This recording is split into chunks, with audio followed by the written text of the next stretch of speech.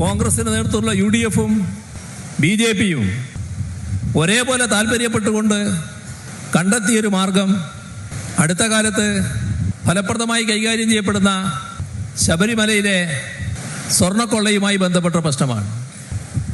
ഇവിടെ ആ പ്രശ്നം നിയമസഭയിൽ ചർച്ച ചെയ്യണമെന്ന് ആവശ്യപ്പെടാൻ പ്രതിപക്ഷം തയ്യാറല്ല. ചർച്ച ചെയ്താൽ വിഷമകരം, വലിയ തോതിൽ പ്രയാസമുണ്ടാക്കുന്ന ഒരുപാട് വസ്തുതകൾ അവരുടെ മുന്നിലേക്ക് വരും. എന്നാൽ നുണ പ്രചരിപ്പിച്ചു വിടുമ്പോൾ ആ പ്രയാസമില്ല. ഇപ്പോൾ പോറ്റിയെക്കുറിച്ചാണല്ലോ വലിയ തോതിൽ പ്രചരണം നടത്തിയിരുന്നത്.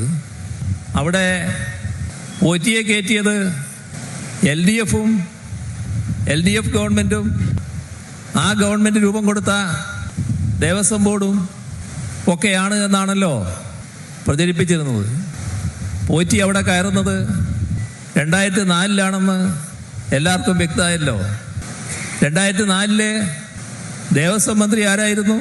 ഇന്നത്തെ കോൺഗ്രസിൻ്റെ ഉന്നതനായ അഖിലേന്ത്യാ നേതാവ്. ആ കാലത്ത് കോൺഗ്രസ് നിയോഗിച്ച ദേവസ്വം ബോർഡ്, അതിൻ്റെ പ്രസിഡന്റ് പിന്നീട് കോൺഗ്രസ് വിട്ടിട്ടുണ്ടാവും.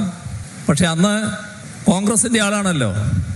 അന്നല്ലേ പോറ്റി ആദ്യമായിട്ട് അവിടെ കയറുന്നത്. അന്ന് തൊട്ടല്ലേ പോറ്റിക്ക് അവിടെ എല്ലാവിധ കളികളും കളിക്കാനുള്ള അവസരമൊരുക്കുന്നത്.